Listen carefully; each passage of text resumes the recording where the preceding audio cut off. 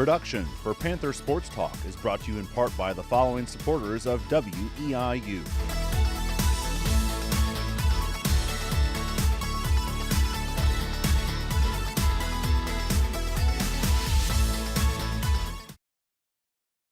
Welcome to another edition of Panther Sports Talk, our final edition of the season right here on WIU. I'm your host, Rich Moser. We've been joined all season long by EIU head football coach Kim Dameron. And Coach, every week we've talked about the momentum going up, staying in the playoff drive. And one play, essentially, I know this is kind of football cliche speak, one play determines the season, determines the game. And that kind of is it in a nutshell from the other day. I'm sure that one play here or there you could take back, and maybe we're having a little different conversation this week.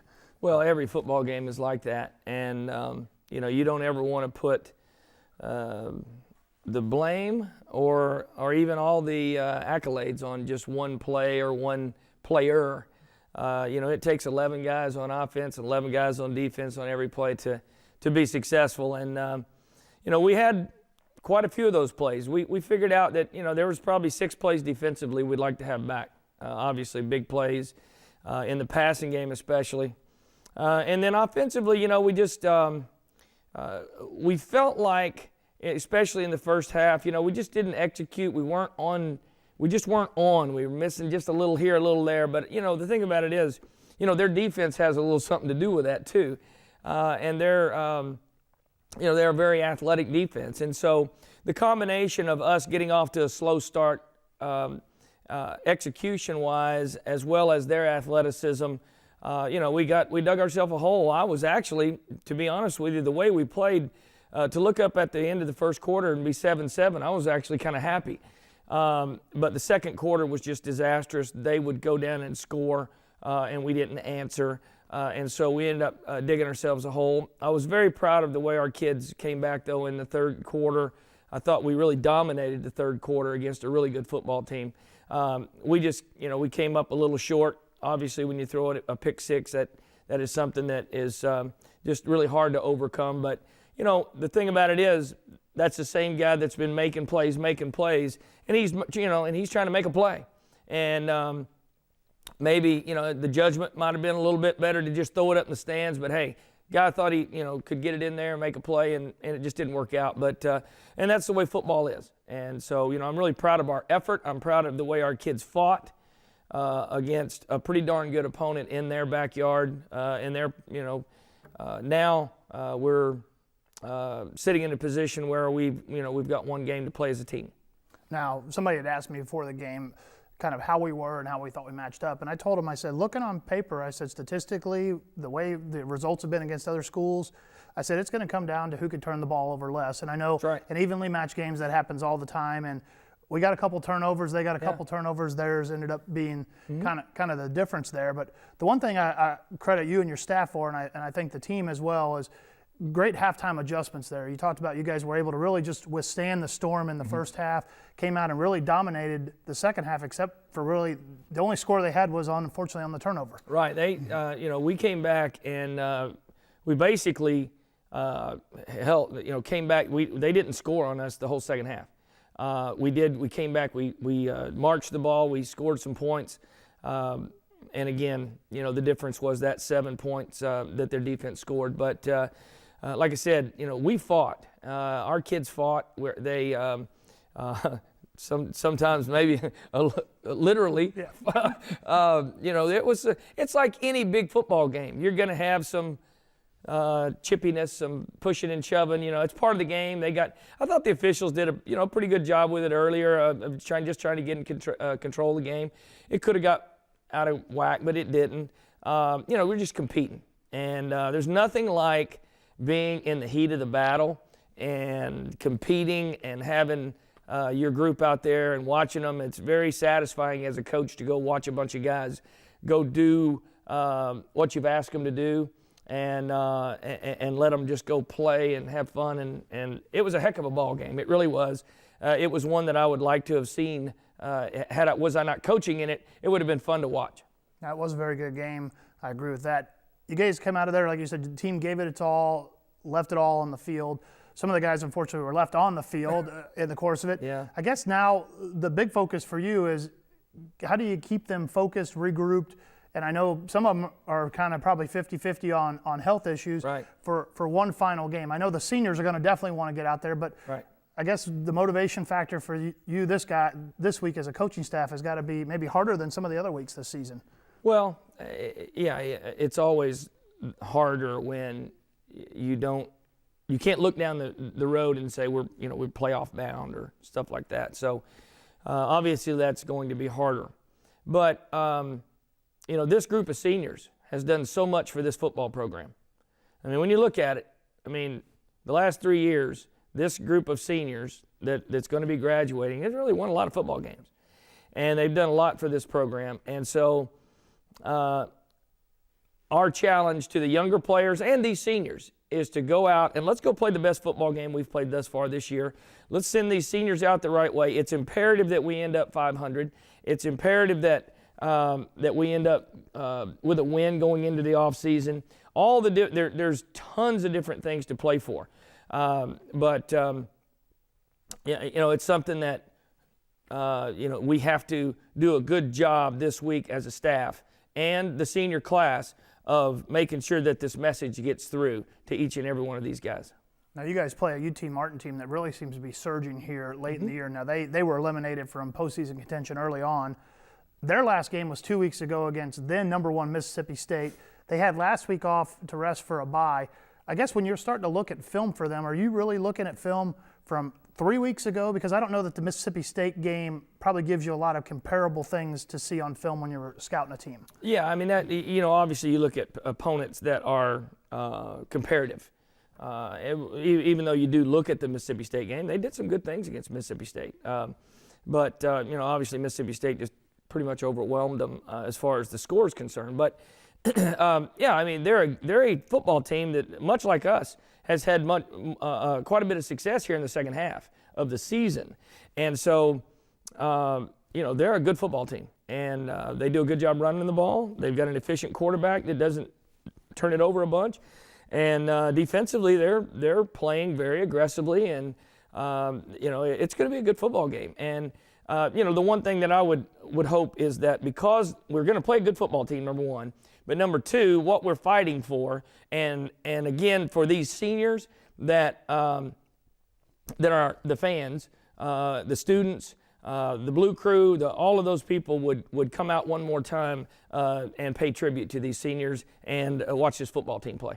Now, on the offensive side of the ball, they really focus on one running back, and I'm not even going to try to pronounce his name. I think it's Abu Torre or Torre Abu, something like that. I'll go with that. Yeah, but on the defensive side of the ball, and it looks like, and I just have only looked at the depth chart, I haven't watched film like you guys have, they seem to put guys in the exact same positions and almost call them the exact same things as we do defensively. Are they running something very similar? And if so, does that help or hinder you guys when you're planning offensively? It's similar. It is similar. They're three guys that are the leaders of their defense and tackles and all that stuff, and are all also in sacks and lost yardage plays are their three linebackers, much like ours.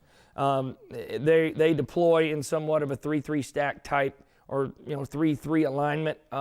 They play with 5 defensive backs, much like we do. So there's a lot of similarities, and so it's something that obviously our offense has seen. So has theirs. And so it's going to be a good chess match to see, just what kind of wrinkles that they come up with. I would say this: coverage-wise, though, they're quite a bit different than us, and so they play quite a bit more man coverage than what we do. Now, senior day is always a big day. I know you've coached in a lot of them. You've even played in some back in the day. My question to you is a little bit different here in terms of you have 2 seniors who are local kids in terms of Adam Drake and Taylor Duncan. Mm-hmm. Yourself, having grown up in Arkansas, not very far from where you played at the University of Arkansas, does senior day, when you're a local kid as opposed to a kid that's just in the program, take on a little bit more significance? Well, looking back, I've got pictures of coming out onto the field there at Razorback Stadium, and we were going to have a pretty darn good crowd anyway. I think it's really going to be special, for Adam and TD to come out in front of basically home crowd with the careers that they've had. And I think it's going to be an emotional time for them, and it's going to be a thing that they and their families will remember for a long time. And that's why it's so important that we go out and win this football game. Now you talked about that. We're going to have actually a feature to end up the program here, our final show of the season with Adam Drake, one of those seniors we talked about. A couple weeks ago we had Taylor Duncan on, and I asked him, and he said his mom is going to be a wreck on Saturday. So I guess keeping the players away from the parents may be one of the hardest coaching things you have to do on Saturday. And that hasn't changed all year. But no, they both of those two young men, and more than just them, but especially we've been talking about those two and being this close to home. What a great support system they have. You can see why they're successful young men. You can see why they are the type of people that they are because of their families, and they are both very blessed individuals, and they will look back on this time years from now and have really fond memories. All right, Coach, best of luck out there with the final game at O'Brien Field against UT Martin. 12 o'clock will be the kickoff. It'll be on WIU, also on the Panther Football Radio Network at 11:30. We have some ticket specials going on, fan appreciation, trying to get a big crowd out there like Coach talked about. The weather I'm going to predict right now, balmy, we'll say 50 degrees. So if it gets to 50, I'm going to be shocked. So, well, people that are right now at home watching the snow on the ground, 50 is going to sound like a heat wave. So hopefully They'll come on out, watch football live at O'Brien Field. That's going to wrap up this week's edition and this season's edition of Panther Sports Talk right here on WIU. We're going to go out with This Week in EIU Athletics and then a feature on senior Adam Drake. Thanks to Coach Dameron for joining us all year, and we'll see you out at O'Brien Field this Saturday. Out of the shotgun, Whitlow back to pass. They're blitzing him. He steps up, throws it over the middle. Wide open Drake at the 25, 20, 15, 10, 5. Touchdown, Eastern Illinois. Whitlow burns the blitz with a laser over the middle to Adam Drake. Eastern Illinois Panther football is on WEIU. It's the season finale for EIU as they battle OVC rival UT Martin at O'Brien Field. It's the Panthers and Skyhawks Saturday at 12 on WEIU, your home for Panther football. Panther fans, here's what's going on in Panther athletics. Panther football had their 4-game winning streak snapped 27-20 at Jacksonville State. The Panthers are now 5-6 on the season and 5-2 in OVC play. Volleyball went 1-1 on this past weekend to wrap up regular season play. EIU won at SIUE and then lost at Tennessee State. EIU is now 14-15 overall and 8-8 in OVC play. The Panthers enter the OVC Volleyball Championships as the number 6 seed. Men's basketball starts the new season at 1-1. They fell 64-53 at Missouri State. And then on Monday night of this week, they won their home opener at Lance Arena, 81-51 over Eureka College. Women's basketball dropped their season opener at Lance Arena, 69-53 to Missouri, Kansas City. On Tuesday of this week, prior to the airing of this show, EIU is at IUPUI. For the result and stats of that game for EIU, check out EIUPanthers.com. Cross country concluded their season this past weekend in Peoria at the NCAA Midwest Regional. The men's team placed 21st overall, with Riley McInerney being the top men's finisher for EIU in 84th place. The women's team placed 27th overall, with their top finisher being Emily Brelsford in 76th place. Men's and women's swimming both notched their first wins of the season, defeating Valparaiso at Padovan Pool inside Lance Arena. The men won 137-122 and are now 1-2 on the season. The women's squad won their meet 162-95, and they are now 1-3 on the season. Now, here's what to watch for this week. On Thursday, volleyball begins play at the OVC Volleyball Championships in Murray, Kentucky. The 6th-seeded Panthers will play the 3rd-seeded Eastern Kentucky Colonels at 10 in the morning. The match can be viewed on the OVC Digital Network. Men's basketball with another home game at Lance Arena as they take on UC Davis at 7 p.m. You can listen to the game on Hitmix 88.9 WEIU. On Friday, swimming begins a 3-day run at the IUPUI House of Champions meet. Volleyball in action at the OVC Championships if they win their opening round match on Thursday. If the Panthers make it to Friday's semifinal action, they will play at 4:30 against either Austin Peay or Belmont. That match can be seen on the OVC Digital Network. And women's basketball begins play at the North Texas Tourney in Denton, Texas. EIU will hit the court against Florida State at 5 p.m. You can listen to that game on Hitmix 88.9 WEIU. On Saturday, swimming with day 2 of competition at the IUPUI House of Champions meet. Panther football with their season finale at O'Brien Field as they battle OVC rival UT Martin at 12 noon. You can watch the game on WEIU TV, or you can listen to it on Hitmix 88.9 WEIU.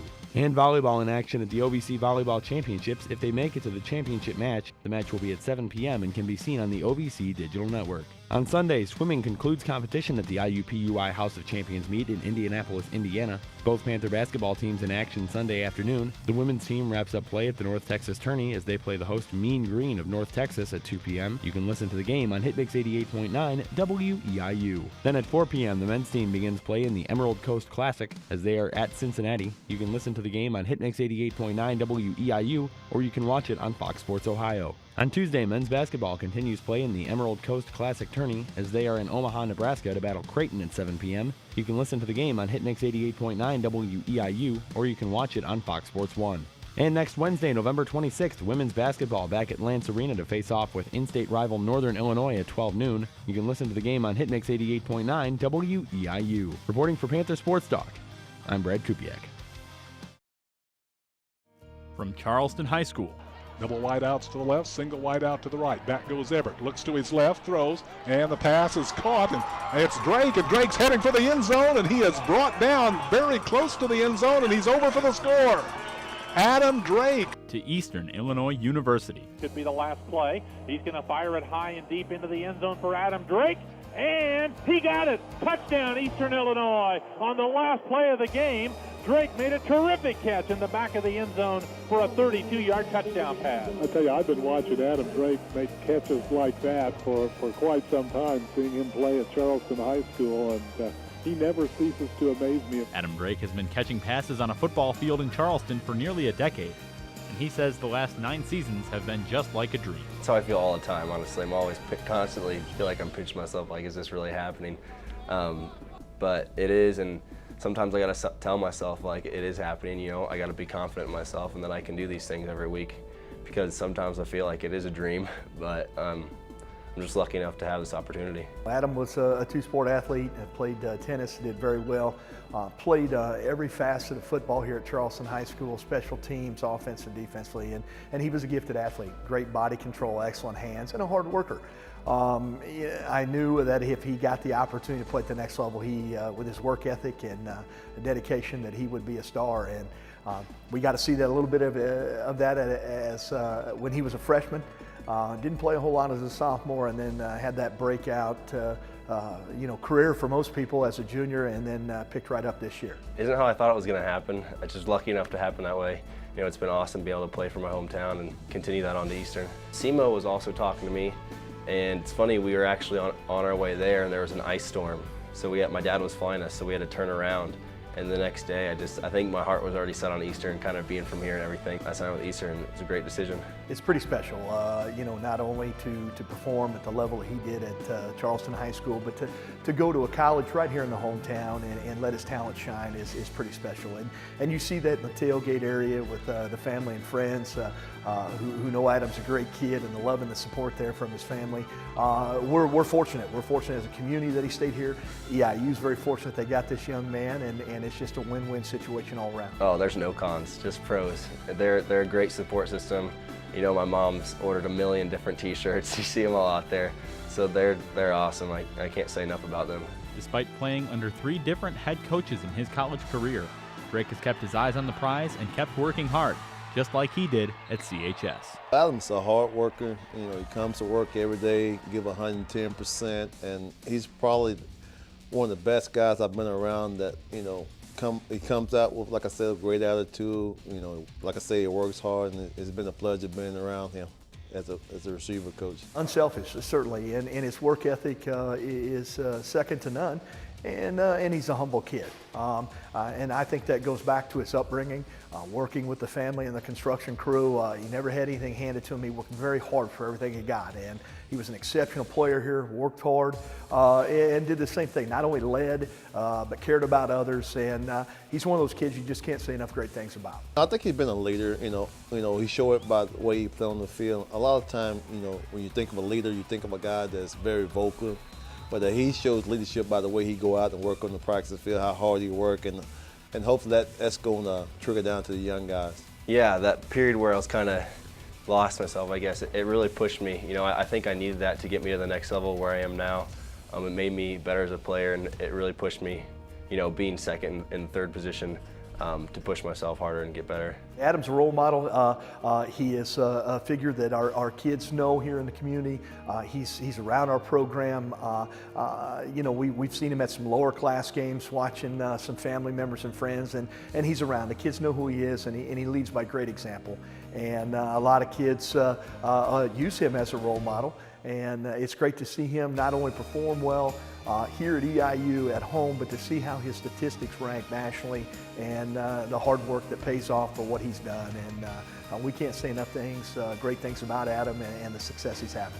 Out of the shotgun, Whitlow back to pass. They're blitzing him. He steps up, throws it over the middle. Wide open Drake at the 25, 20, 15, 10, 5. Touchdown, Eastern Illinois. I'll be honest with you. I mean, you know, I watched Adam Drake play a year ago, and I watch him play this year, and he's a heck of a receiver.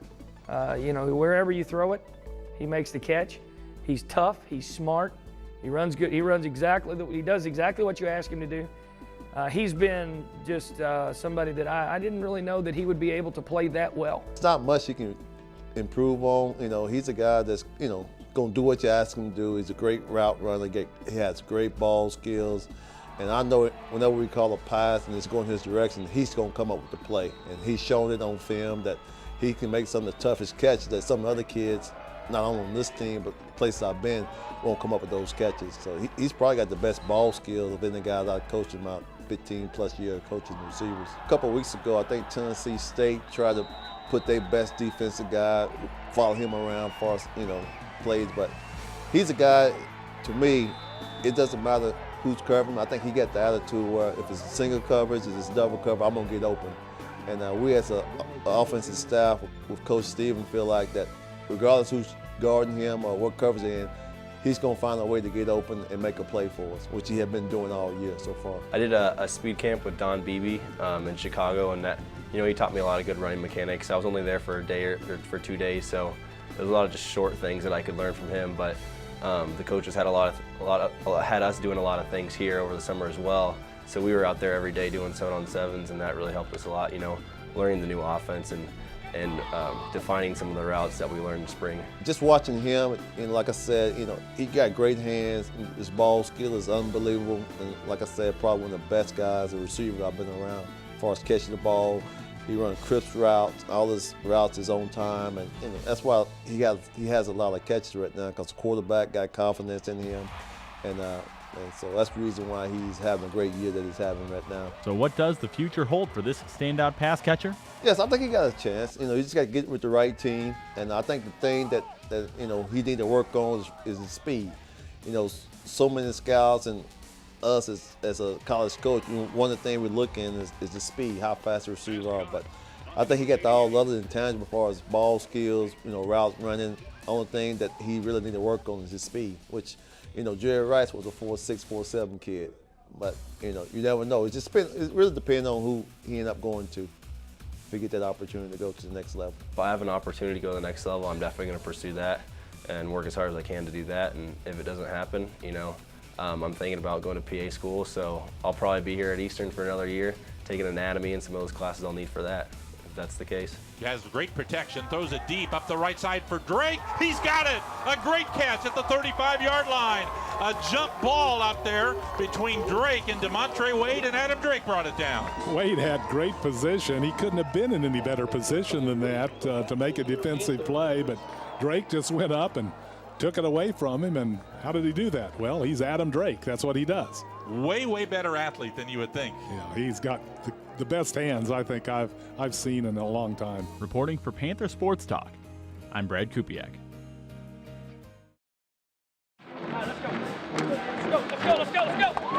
Let's go! Here's Jenkins. He's going to hand it left side and just swallowed up by Dino Fossey as the runner. Stop for a loss on the play. Golden opportunity to tie the game. First down, handoff, Shepard Little, no, up the middle, Whitlow's got a hold, 10, 5, it's a touchdown. Taylor Duncan, a running back on first down. Shotgun snap, handoff up the middle, Duncan, good hole, right side, 45, breaks open 40, spin move to the 35, down to the 34. Nice run through the middle for Taylor Duncan, picks up 15 yards. Jenkins back, looking left, now rolling out to the right, being chased. Haynes got him and threw him down for a loss. Robert Haynes with the sack. Fake a handoff. Jenkins on a keeper up the middle. Fumble. It's loose. Rolling free in the backfield. And who's got it? I think Eastern picked it up at the 20-yard line. Again, they fumbled on the exchange, and the Panthers have recovered out at the 20-yard line. 41-yard try out of Adam Drake hold. Make it Taylor Duncan hold. This kick is up with the wind at his back, and it is good. It just got over the crossbar. Out of the shotgun, Whitlow back to pass. Sets up, gonna gun the middle, and it's caught by Lepak at the 5. He's to the 2-yard line. It'll be 1st and goal as Whitlow guns the middle and hits Jeff Lepak. Handoff Duncan, left side, powers over. Touchdown, Eastern Illinois. Taylor Duncan rambles in for his 7th touchdown this year. Panthers are right back in this game with 5:59 to go in the 3rd quarter. Production for Panther Sports Talk is brought to you in part by the following supporters of WEIU.